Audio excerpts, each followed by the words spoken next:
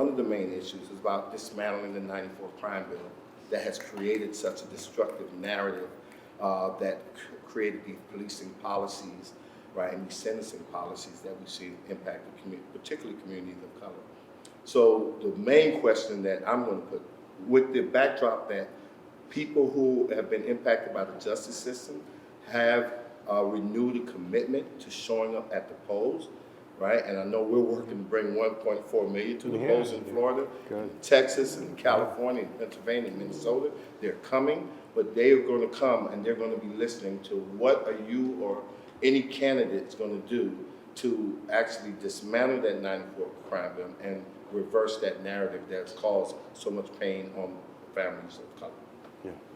Really, we talk about a second chance, but the problem is that too many people in our country don't get a first chance in life.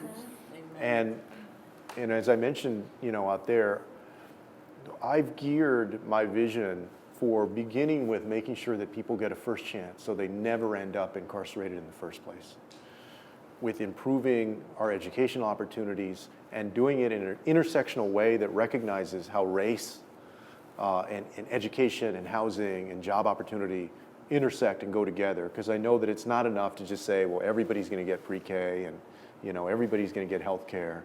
In the policies that we've put out, it recognizes those difficulties, those challenges, and addresses them. And I believe that we need to do that as well when it comes to people who are incarcerated and their ability to vote afterward. I've supported in my education plan, for instance, repealing what that '94 crime bill did with the Pell Grant. It used to be, as you know, that if you were incarcerated, that you could still access a Pell Grant. And that cut off that opportunity. That was a lifeline for a lot of people to be able to afford a higher education. And to get rid of things like 3 strikes in public housing, right? Or 1 strike in some cases these housing authorities had. I agree with the movement to ensure that people after they've been incarcerated have an opportunity to vote. I also believe that many of the people who are incarcerated now should be allowed to vote too.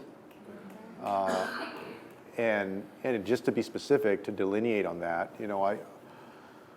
I've said that with the exception of certain violent felonies, that I believe people who are incarcerated should be allowed to vote.